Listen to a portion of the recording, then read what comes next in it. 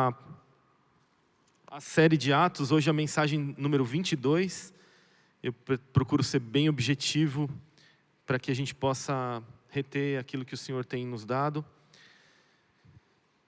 Atos capítulo 9, nós vamos ler os versos de número 20 até o verso de número 30.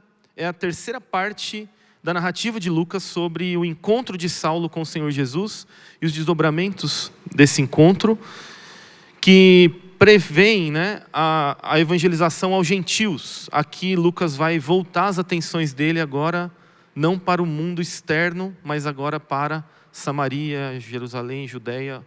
Vai voltar os olhos dele para Pedro depois dessa passagem, e vai explicar como que o evangelho chegou até os gentios. Diz assim a palavra do Senhor, capítulo 9, a partir do verso de número 20.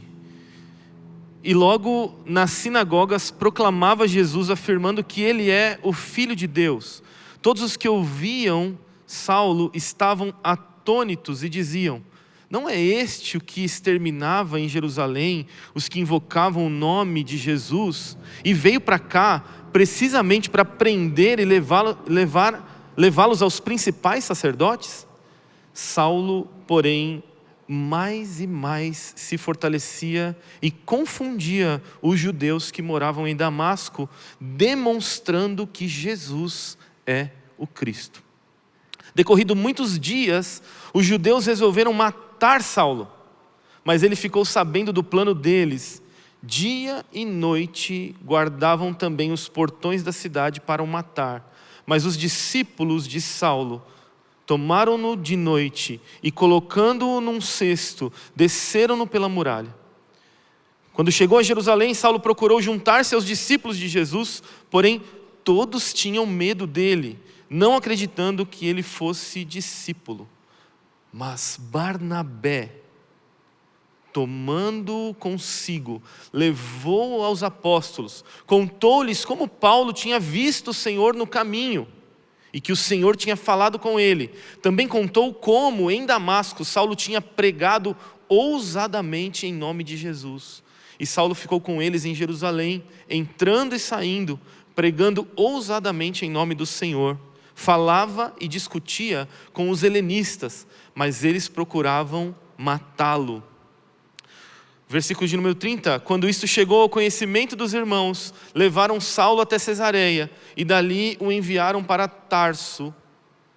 Assim, no verso 31, a igreja tinha paz por toda a Judeia, Galileia e Samaria, edificando-se e caminhando no temor do Senhor e no consolo do Espírito Santo, crescia em número. Leia de novo comigo o verso de número 31. Assim, a igreja tinha paz por toda a Judeia, Galileia e Samaria, edificando-se e caminhando no temor do Senhor e no consolo do Espírito Santo. Vamos orar. Senhor, nós te agradecemos pela tua bondade, pelo teu amor, pela tua graça de nos trazer até aqui, pela liberdade que temos de abrir a tua palavra e pregar a tua palavra livremente, de falar sobre o Senhor Jesus livremente, de podermos ministrar a tua palavra ao teu povo. Senhor, sustenta-nos nessa liberdade, sustenta-nos, Senhor, nesta sede e fome por aprender de ti, e nos ensina nessa manhã o que o Senhor deseja ao nosso coração, para a glória do teu nome, nós oramos. Amém. Amém, meus irmãos, vivendo paz, caminhando no temor e crescendo no consolo do Espírito Santo. O livro de Atos poderia ser considerado o livro dos gerúndios e dos infinitivos, porque é um livro que nos leva à ação, O infinitivo dos verbos, eles nos levam a pensar naquilo que nós temos que fazer, Algumas palavras são viver, proclamar, caminhar, consolar. São verbos que o livro vai trazer com muita naturalidade, ora no infinitivo indicando ações que a igreja deve viver, deve praticar, ora indicando gerúndios, que são ações contínuas que a igreja precisa continuamente fazer.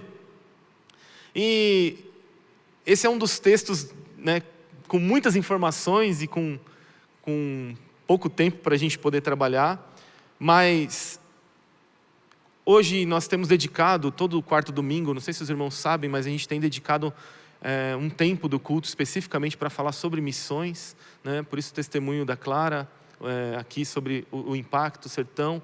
E eu não gostaria de,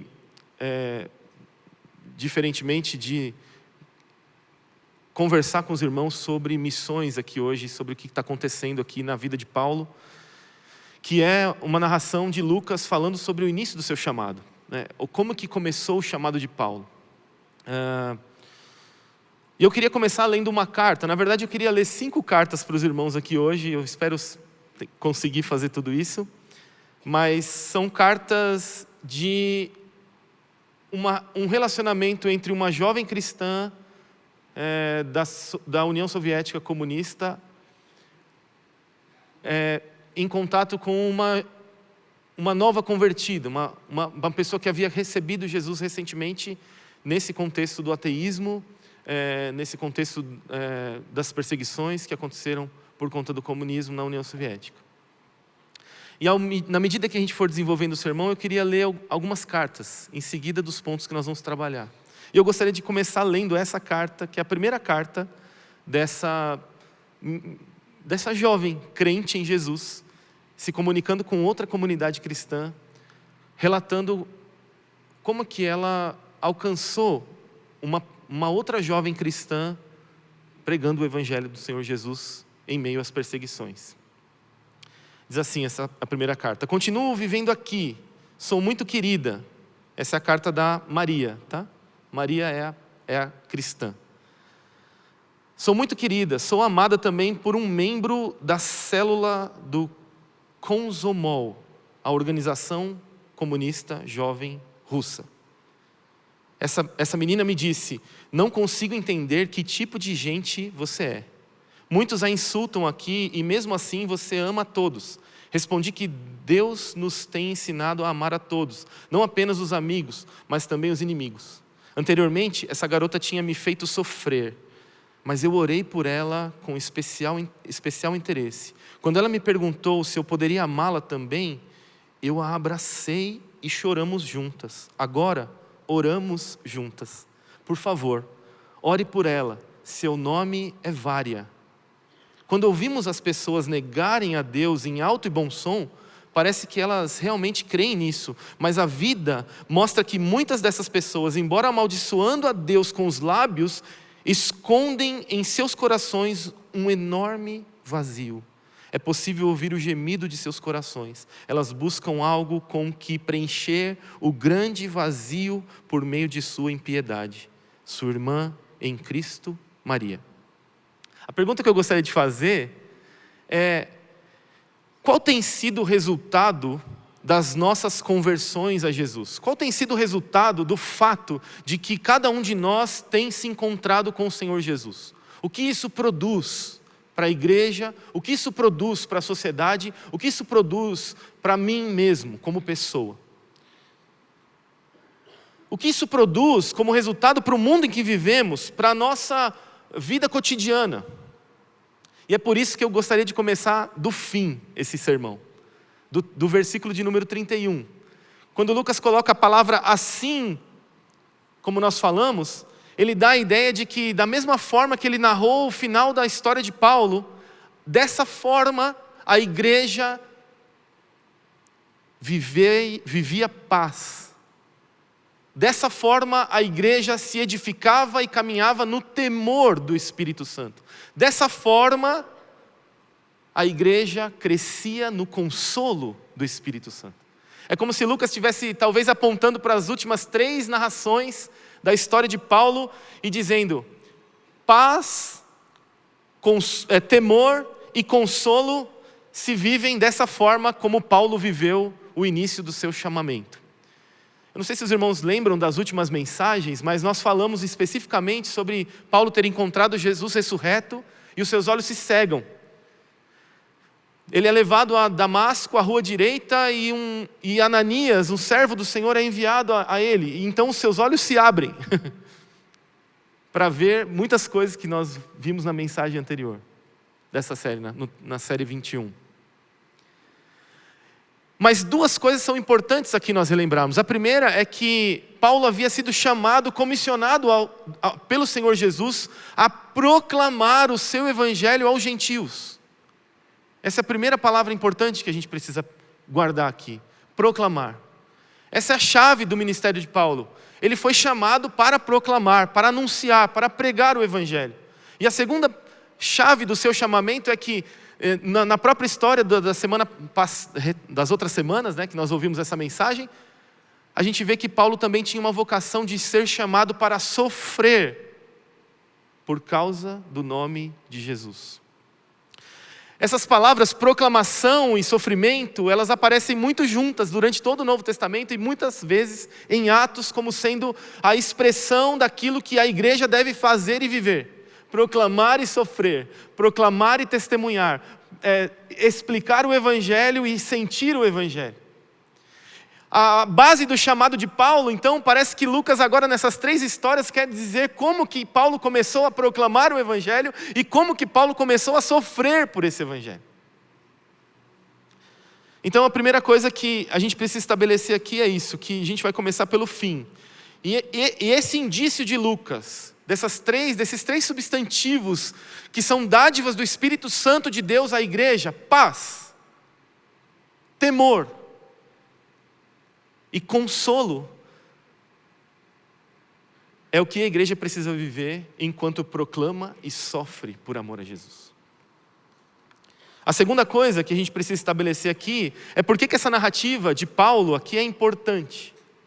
Por que ela é importante para nós? Ela é importante porque em uma cultura de autoajuda e soluções prontas, poucos desejam ouvir que a vida cristã, meus irmãos, pode ser uma vida de dolorosa perseverança.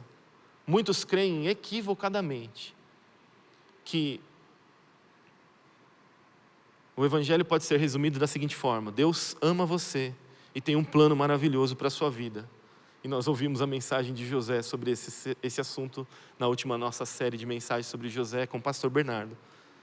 Mas muitos acreditam que, a maioria por sinal, que o plano de Deus se resume à prosperidade e à felicidade dos crentes. A maioria tem essa atitude como se Deus estivesse devendo para a gente, como se Deus estivesse à disposição para que a gente viva da forma como que a gente queira viver. E nós percebemos que era assim que os pagãos se relacionavam com os deuses antigos. Eles ofereciam algo, esperando que os deuses antigos oferecessem a eles felicidade, prosperidade. Elas ofereciam sacrifícios a esses deuses para que eles as protegessem, eles dessem o que eles queriam. E se isso não acontecia, então eu não vou servir mais esse Deus, eu vou servir outro Deus. Portanto, sofrer pelo nome de Jesus é algo que poucas pessoas querem ouvir, ou que poucos crentes querem viver. Terceira coisa que é importante nós estabelecermos é que a igreja só vai encontrar paz, temor e consolo na proclamação e no testemunho do evangelho ao mundo perdido. É uma questão de propósito. Nós fomos feitos para testemunhar e sofrer pelo nome de Jesus. Quando nós nos recusamos a fazer isso, nós nos recusamos a viver o propósito eterno de Deus. Exemplo, como igreja, nós gostamos da adoração, amém? Todo mundo gosta da adoração? Amém, eu gosto. A adoração é maravilhoso. Mas no céu a adoração vai ser muito melhor, não vai? Vai ser diante do trono mesmo, sem merchandising. Não é? Nós vamos adorar face a face. A adoração no céu, no mundo por vir, não vai ser melhor do que daqui? Não vai, vai ser melhor. A comunhão não é muito boa?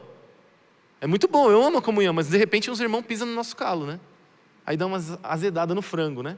Aí a gente tem que dar uns passos para trás, perdoar. A comunhão no porvir não vai ter pecado entre nós. Não vai ter orgulho entre nós. Vai ser muito melhor a comunhão no mundo por vir. Só tem uma coisa, meus irmãos, que nós não vamos poder fazer no mundo por vir: pregar o evangelho de Jesus. Porque o tempo já vai ter se encerrado. A oportunidade de ouvir sobre as grandezas de Jesus, sobre o seu evangelho, já não vai fazer mais sentido, porque nós já estaremos com Ele. Aqueles que aceitaram a Jesus estarão com Ele no gozo do seu Senhor. Aqueles que rejeitaram a Jesus estarão no inferno, sofrendo. É isso que a palavra de Deus nos ensina claramente, sem sombra de dúvidas.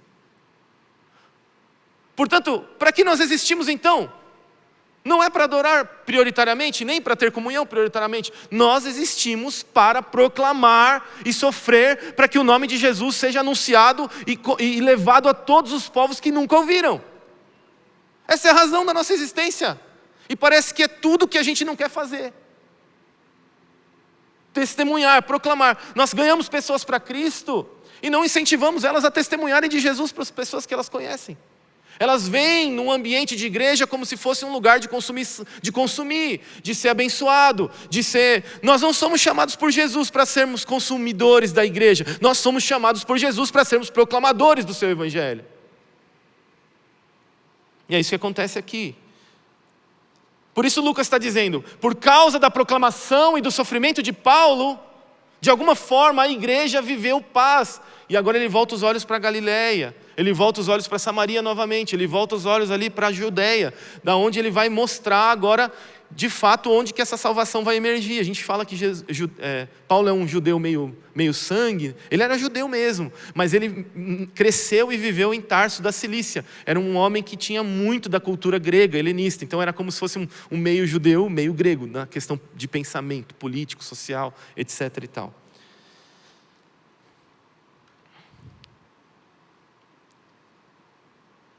Você vai perceber que no livro de Atos, como a gente falou, existem dois eixos aqui do testemunho e do chamado de Paulo, a proclamação e o sofrimento. Esse era o chamado, ele vai ter que sofrer por causa do meu nome. Então Lucas vai demonstrar isso nesse trecho que nós lemos.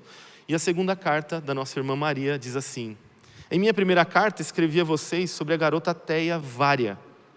Agora digo com muita satisfação, amados, sobre nossa grande alegria. Vária recebeu a Cristo como seu Salvador pessoal, testemunhando abertamente a todos a respeito da sua fé. Quando ela creu em Cristo e experimentou as alegrias da salvação, ao mesmo tempo ficou muito triste por haver propagado antes que Deus não existia. Agora, ela estava decidida a se redimir dessa culpa. Fomos juntas à assembleia dos ateus. Embora eu a tivesse advertido que que fosse cautelosa, nada adiantou. Fui com ela para ver o que aconteceria. Após a entoação comum de um hino comunista, do qual Vária não participou, ela apresentou-se diante de toda a assembleia, corajosamente, com muita emoção. Ela testemunhou a todos ali que estavam sobre a todos que ali estavam sobre a sua fé em Cristo como Salvador, e pediu perdão aos seus camaradas por ter tido os olhos vendados até aquele momento, sem perceber que estava indo a passos largos para a perdição e levando outros consigo. Implorou a todos que desistissem do caminho do pecado e viessem a Cristo. Todos que estavam ali guardavam em silêncio e não a interromperam.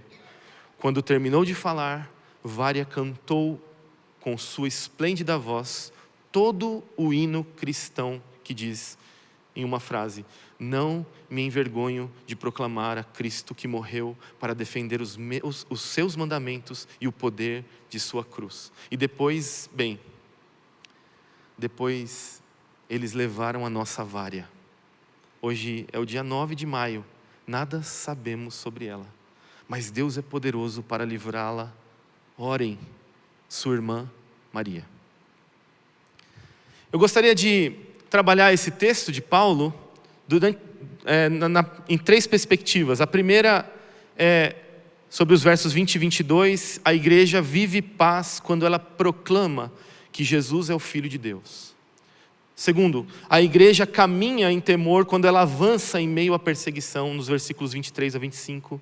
E terceiro, a igreja cresce no consolo quando os crentes crescem em descobrir as suas vocações de cuidado e encorajamento mútuo, nos versos 26 e 27. Nos versos 20 a 22, a descrição do texto bíblico nos leva a perceber o apóstolo Paulo, que imediatamente, o texto é claro em dizer, logo depois, começou a testemunhar. Quanto tempo demora para um crente convertido em Jesus começar a falar de Jesus depois que se converte? Eu tive conversas essa semana com muitos irmãos. E eu perguntei, fale-me mais sobre a sua fé em Jesus. Me explique sobre como você explicaria a sua fé para alguém. Irmãos de 5, 6, 10, 15 anos não souberam me explicar.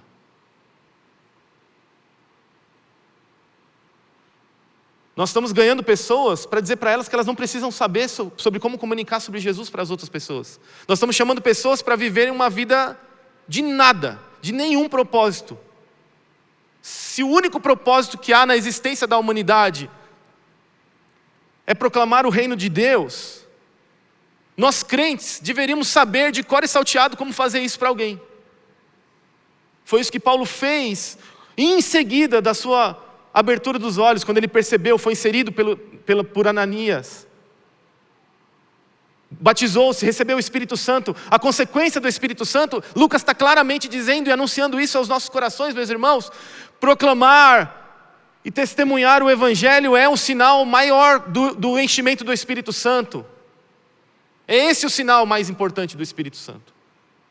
Porque todas as pessoas que foram cheias pelo Espírito Santo, em seguida proclamaram Jesus como único Senhor e Salvador e convidaram pecadores ao arrependimento.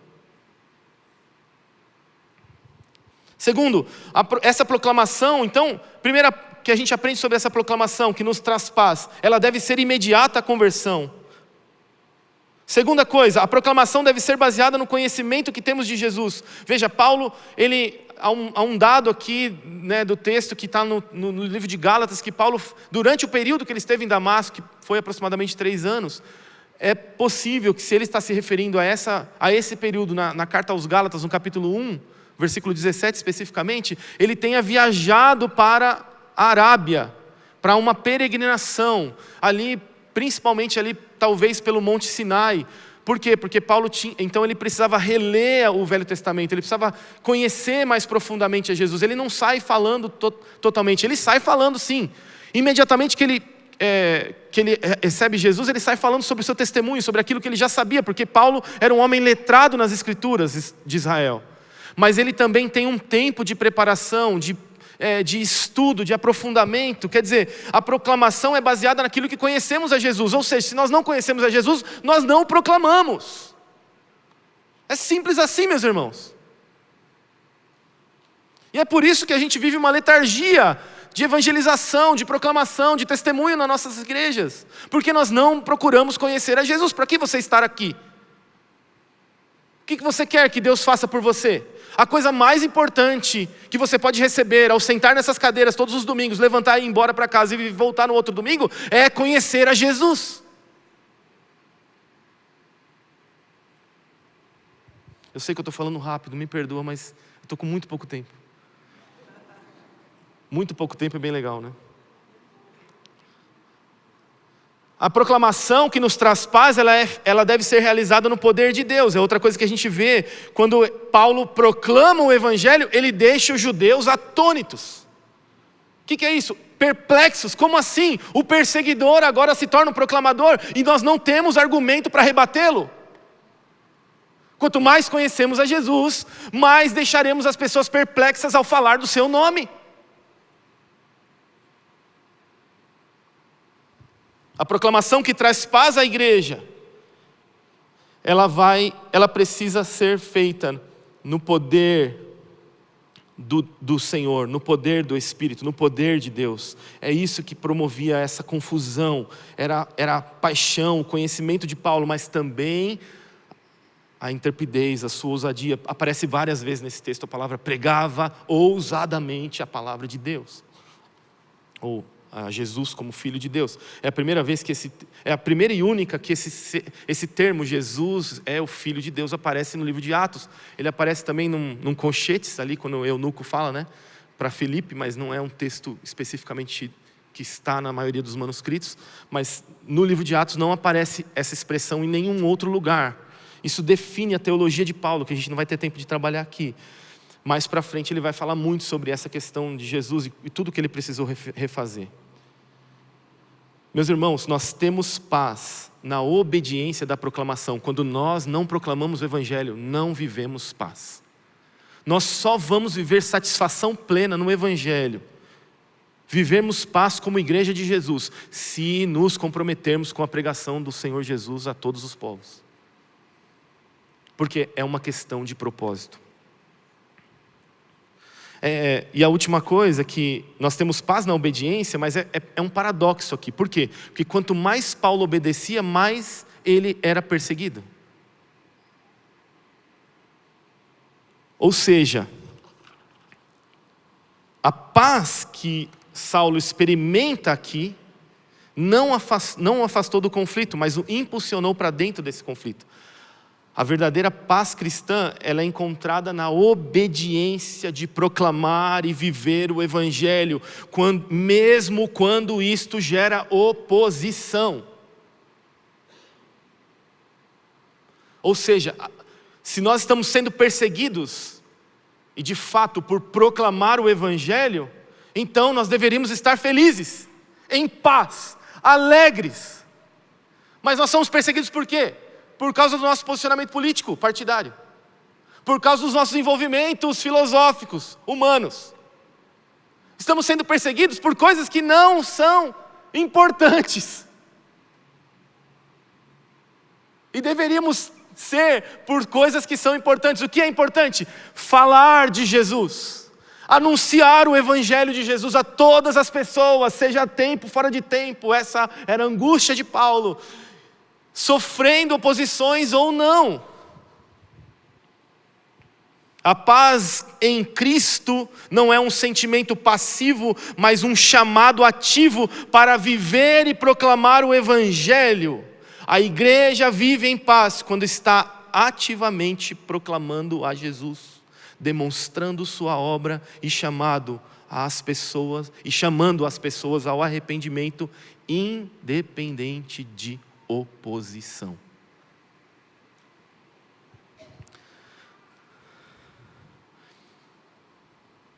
A terceira carta de Maria. Ontem, 2 de agosto, conversei na prisão com nossa amada Vária. Meu coração sangra só de pensar nela. De fato, ela ainda é muito jovem, quase uma criança, tem apenas 19 anos. Como crente no Senhor, ela não passa de um bebê espiritual. Mas Vária ama o Senhor de todo o seu coração e encontrou um caminho difícil. A pobre garota está faminta. Quando soubemos que ela estava na prisão, começamos a mandar-lhe ajuda, mas ela pouco recebia do que mandamos. Quando a vi ontem, estava magra, pálida, abatida. Apenas os olhos brilhavam com a paz de Deus e com uma alegria celestial. Sim, meus queridos, aqueles que não experimentaram a maravilhosa paz de Cristo jamais entenderão o que eu digo. Mas como são felizes os que conhecem essa paz. Para nós que estamos em Cristo, não há sofrimento nem frustração capaz de nos fazer parar. Perguntei através das grades da prisão: Vária, não está arrependida do que fez? Não, respondeu ela. E se eles me libertarem, irei de novo e falarei a eles sobre o grande amor de Cristo. Não pensem que sofro. Estou muito feliz e que o Senhor tem me dado tanto ao ponto de me dar alegria para suportar tudo por seu nome. Peço-lhes, orem por ela. Provavelmente será enviada à Sibéria.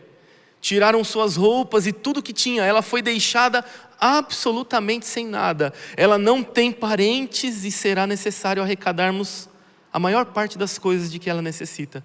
Separei a última quantia enviada por vocês. Se Vária for deportada, entregar-lhe-ei o dinheiro. Creio que Deus a fortalecerá e dará poder para suportar o futuro também. Que Deus a proteja, sua irmã Maria. O segundo ponto, a igreja caminha em temor quando avança em meio à perseguição. Nos versos 23 e 25, agora Paulo, depois de poucos dias que havia pregado em Damasco, testemunhado em Damasco, e se fortalecia no Senhor cada vez mais, ou seja, proclamar o evangelho de Jesus não é uma questão de unção sobrenatural, é uma questão de prática. A palavra nos indica que Paulo se fortalecia e crescia porque anunciava todo o tempo, porque estudava todo o tempo. Mas agora aqui, ele, depois de passados muitos dias, então nos versículos 23 a 25 vai dizer que depois de muitos dias, então acontece novamente uma situação de perseguição. E o segundo ponto é, a igreja caminha em temor quando avança em meio à perseguição. A igreja caminha em temor quando avança em meio à perseguição. O temor que nós temos de Jesus nos impulsiona para continuar a fazer a sua vontade e a sua obra. Temor é resultado do conhecimento que temos de Jesus como Filho de Deus.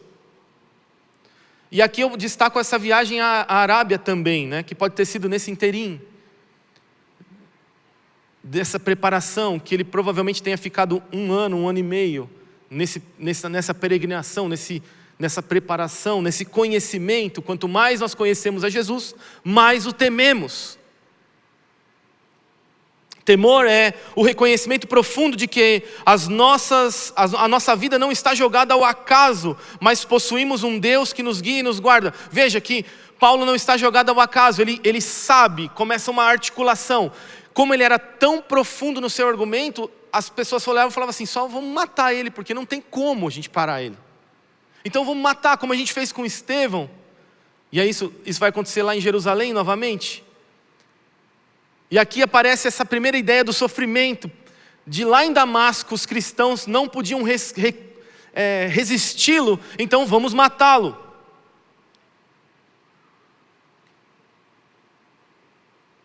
Mas ele descobre, o texto bíblico diz, Paulo soube dos planos que estavam acontecendo. Ele narra isso em 2 Coríntios, mais para frente dessa visita. Se é isso que Paulo está querendo dizer em 2 Coríntios, ele vai dizer que não foram os homens, apenas os judeus de Damasco que organizaram matar Paulo, foram também o governo de Damasco.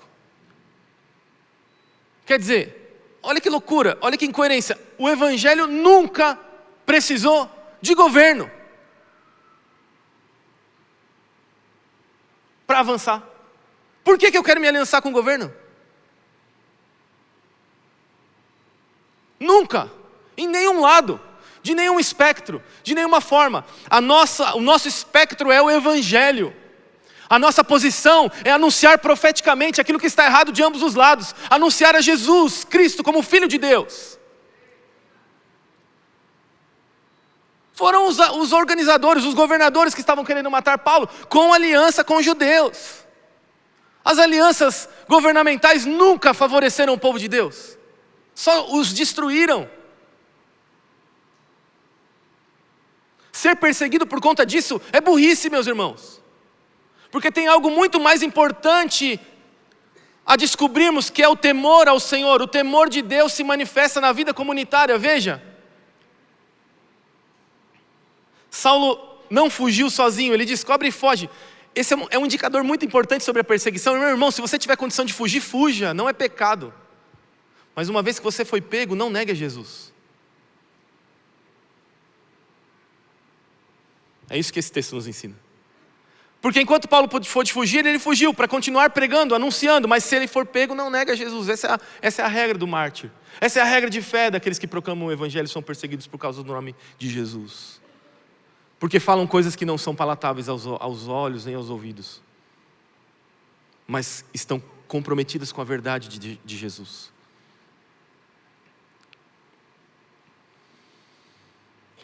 Ele foi descido, e essa é a grande beleza da igreja, aparece aqui. Ele foi descido na muralha, na casa de alguém que estava de frente para o muro, de acordo com o muro, assim, paralelo ao muro, por cordas, um cesto. Que loucura! A igreja manifestando a sua beleza. É interessante nesse texto que o texto diz, os discípulos de Saulo. Em menos de 3 anos ele já tinha feito discípulos.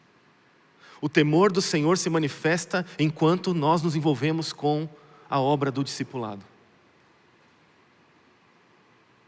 Foram os discípulos de Saulo que levaram ele pelo muro e fizeram ele fugir dessa perseguição que pretendia matá-lo. Paulo está proclamando, Paulo está sofrendo por causa do nome de Jesus. Edificar-se e caminhar no temor de Deus significa entender que os sofrimentos por causa do nome de Jesus não são sinais de que fomos abandonados por Deus, mas a maneira pela qual Deus escolheu revelar a sua salvação a todos os povos. O temor do Senhor nos leva a viver discipulado e submissão à comunidade, onde um segura a corda e o outro desce pelo cesto. Todos são necessários para que o Evangelho chegue a todos os cantos. Aqueles que seguram as cordas e aqueles que descem nos cestos.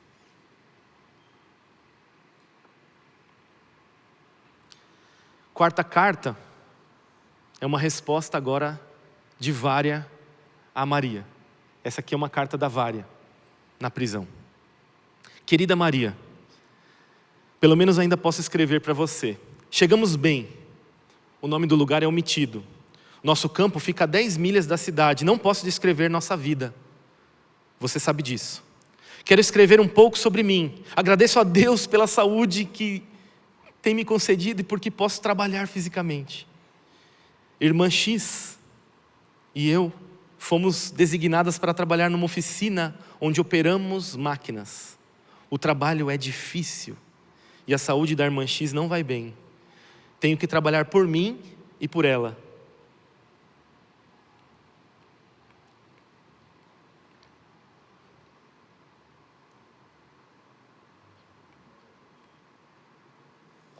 Termino meu trabalho e vou ajudar minha irmã. Trabalhando 12 e 13 horas por dia, nossa comida é muito escassa, mas não é sobre isso que desejo escrever. Meu coração louva e agradece a Deus, porque Ele tem me mostrado por meio de você o caminho da salvação. Agora que eu estou nesse caminho, minha vida tem um propósito. Eu sei para onde vou e por quem eu sofro.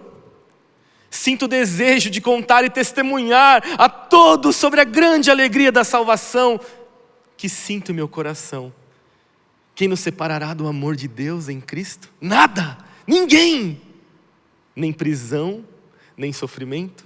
Os sofrimentos enviados por Deus somente fortalecem mais e mais a nossa fé nele.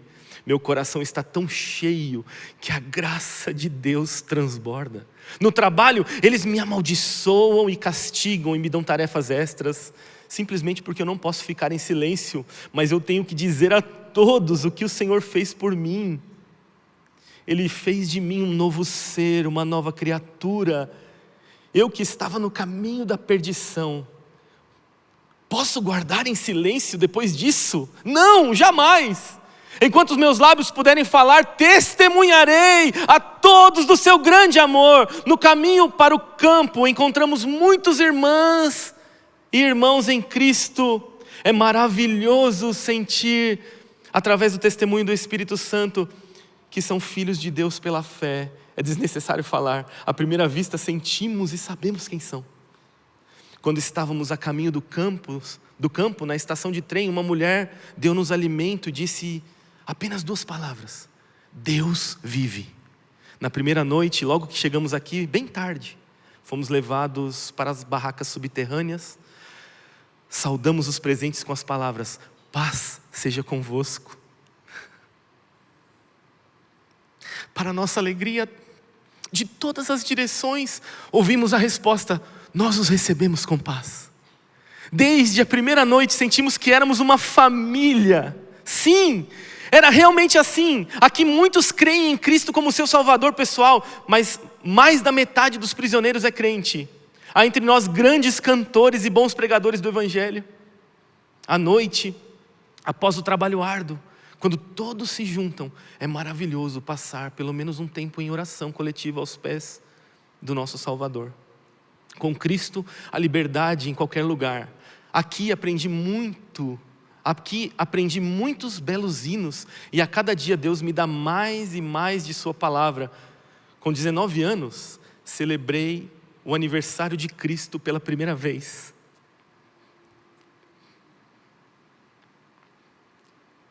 Jamais esquecerei daquele dia maravilhoso. Tivemos que trabalhar o dia inteiro, mas alguns de nossos irmãos puderam ir ao rio próximo daqui. Eles quebraram o gelo do rio e prepararam um lugar onde à noite eu e mais 7 irmãos seríamos batizados, conforme a palavra de Deus. Oh, que alegria!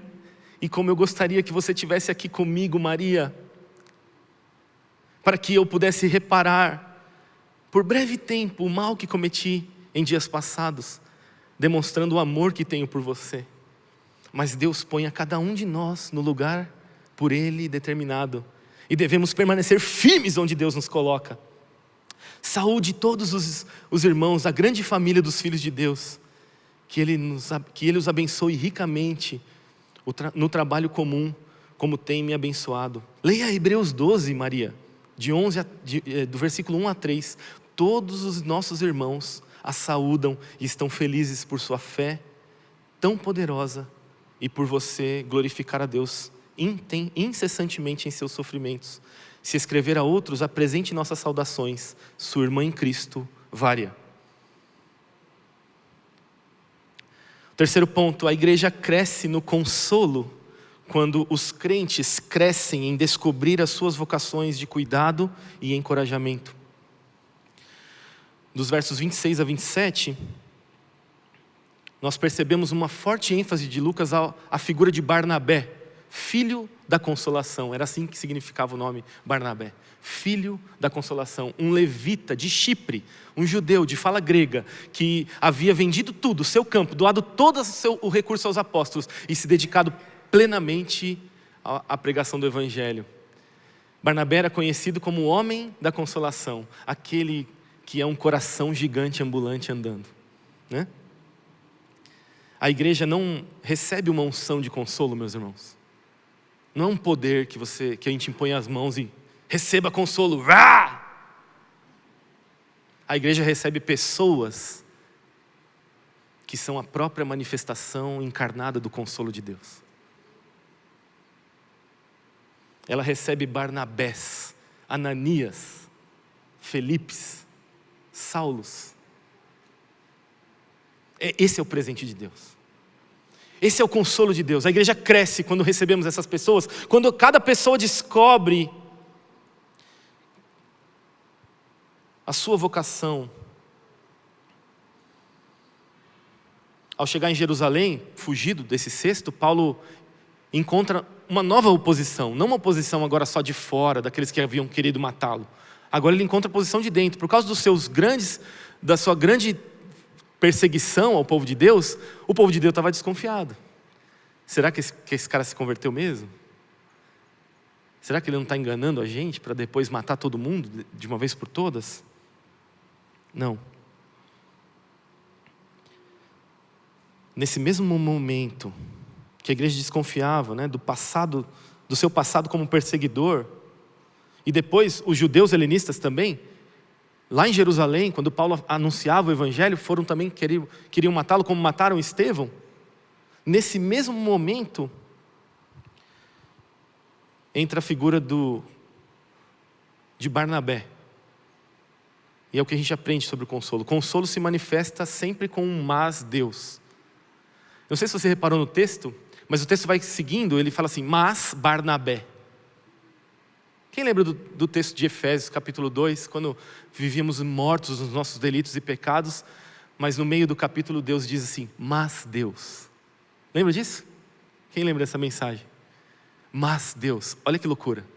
Lucas nos dá um mas Barnabé. Podia ser um mas eu, um mas você. Mas é um mas nós. Paulo estava sofrendo, não estava sendo aceito pelos de dentro, tinha oposição interna na igreja contra ele. Mas Barnabé assume o risco por ele. Ele pega na mão de Paulo e fala assim, eu vi o que aconteceu com Paulo. Eu acompanhei Paulo. Recebam Paulo, porque ele não só viu o Senhor, como recebeu um comissionamento da parte de Deus, mas também pregou ousadamente em Damasco. foi às sinagogas, como era de costume dos judeus irem às sinagogas e anunciar a palavra de Deus. Ele aproveitou todo o seu conhecimento das escrituras de Israel e começou a anunciar. Cara, o consolo se manifesta com um mas. Mas é o oposto do que Paulo estava recebendo. Barnabé fez tudo que ninguém esperava que ele fizesse. Ele fez o oposto do que todos esperavam que ele fizesse. Se arriscou por Paulo. O consolo de Deus, nós crescemos no consolo porque o consolo assume riscos e prejuízos pelos outros. Que loucura essa mensagem, irmãos. Quem quer receber prejuízo no nome do seu irmão? Quer pagar a dívida dele aí? Ninguém quer. Mas esse é o chamado da igreja de Jesus. Esse é o chamado daqueles que são encontrados pelo Jesus ressurreto. O chamado a sermos filhos da consolação, a respondermos como Ananias: eis-me aqui, eu estou desconfiado, mas Senhor, se o Senhor está falando, conte comigo. A igreja, meus irmãos, precisa ser um lugar de cuidado, proteção, encorajamento e consolo. Nós precisamos cultivar consolo entre as nossas relações. Essa é a bênção de participar de uma igreja, ser acolhido, cuidado, enviado. A igreja cresce no consolo quando ela é cheia de pessoas de consolo, cheias de pessoas de pacificação, cheias de pessoas de trabalho genuíno pela pregação e pelo discipulado. É assim que o Espírito dá o crescimento. Barnabé assume o risco de se associar com Paulo. E através da sua atitude promove o acolhimento necessário que ele precisava. Contribui para tudo que Paulo se tornaria o maior escritor do Novo Testamento, o doutrinador da igreja dos gentios, aquele que foi e é uma das maiores mentes pensantes da nossa sociedade, que influenciou questões sociais profundas, como o racismo, a posição da mulher, a questão da escravidão, por meio das suas cartas. Começou com o consolo de Barnabé. O crescimento genuíno da igreja é uma dádiva do Espírito, é um reflexo de como seus membros encarnam o consolo e o encorajamento do Espírito uns para com os outros. Somos chamados a sermos Barnabés uns para os outros, a pacificar ao invés de criar discórdia, a oferecer suporte ao invés de procurar culpados ou querer expor os nossos irmãos. Nós precisamos agir com protetividade e não com exposição. O maior perseguidor do Evangelho foi acolhido por um irmão, como Ananias acolheu Paulo e chama-o de irmão, que nós aprendemos nas semanas atrás. E para terminar, a última carta. A quinta carta também é uma carta de Vária a Maria. Querida Maria, finalmente consegui escrever estas poucas linhas. Posso dizer-lhe, minha querida, que pela graça de Deus, a irmã X e eu estamos com saúde e nos sentimos bem. Estamos agora o nome do lugar é omitido. Sou grata por seu cuidado materno comigo. Recebemos tudo que você nos preparou. Agradeço especialmente pelo item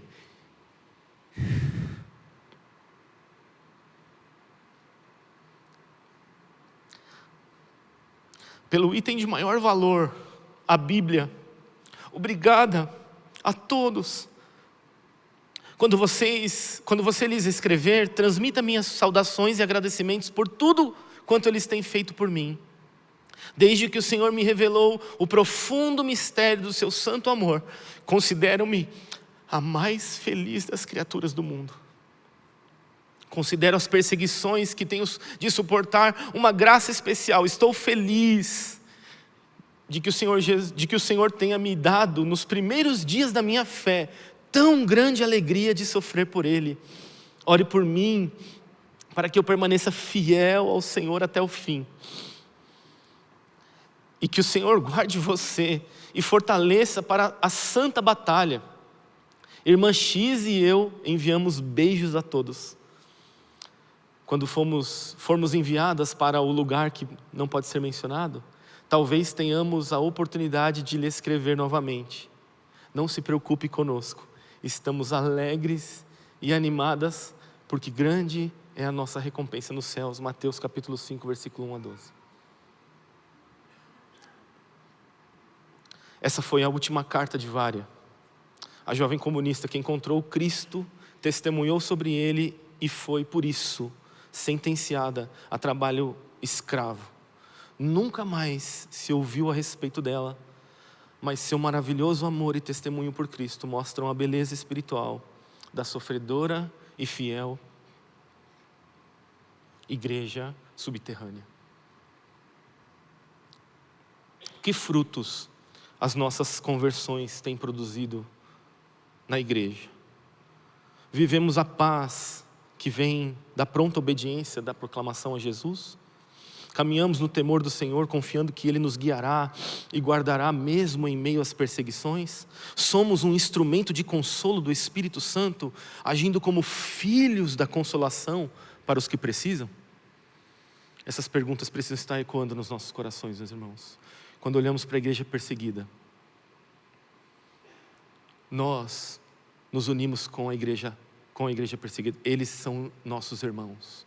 Se eles sofrem, nós sofremos. Feche seus olhos, vamos orar. Pai Santo,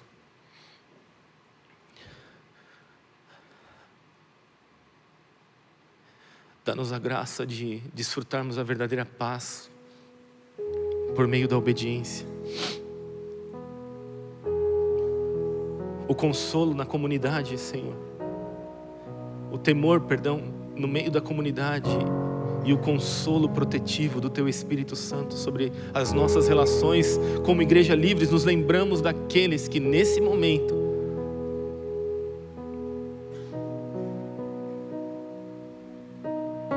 não podem abrir as suas Bíblias.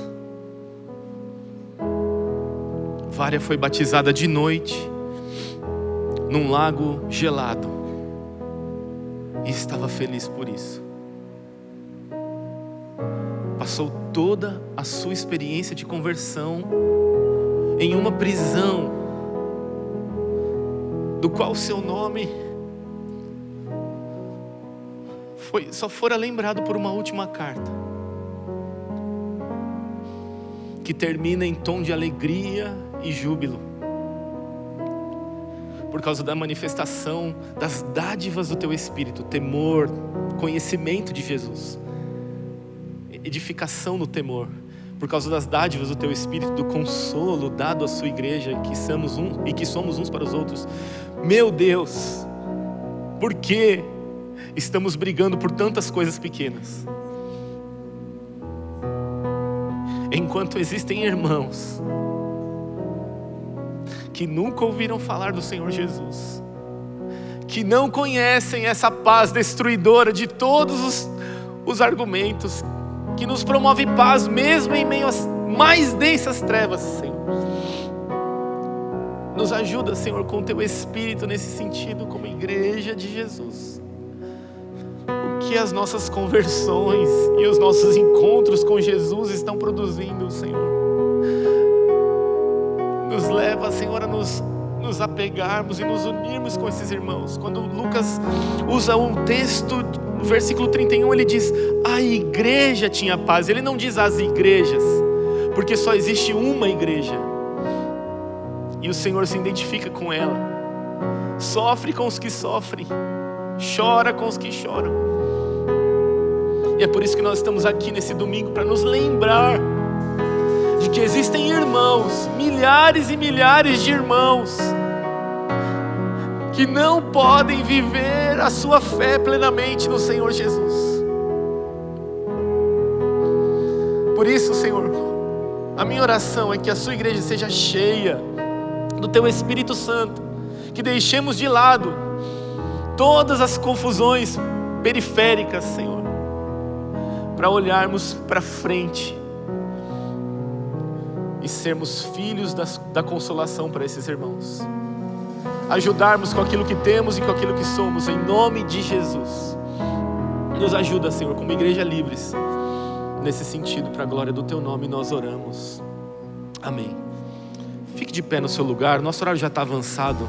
Eu queria orar para nós terminarmos, e que você vá na bênção, na graça do Senhor, e viva a paz, caminhe no temor do Senhor, e cresça no consolo do Espírito Santo. Amém? Feche seus olhos. Pai, nós te damos graças por este culto, ó Deus, por tudo que o Senhor tem nos dado como dádivas da sua presença, Pai. Nos ajuda a comunicar, a viver, Senhor, conforme o Senhor tem nos chamado, Pai. Enche-nos do Teu Espírito para perceber, Senhor, aquilo que o Senhor está nos direcionando, aquilo que o Senhor está nos ensinando, para a glória do Teu nome santo. Despede o Teu povo na sua doce e santa presença, Senhor, e que as consolações do Teu Espírito Santo estejam presentes, Senhor, nos relacionamentos, enquanto vivemos numa expressão livre da nossa fé. Para a glória do Teu nome nós oramos. Amém. Deus te abençoe. Tenha uma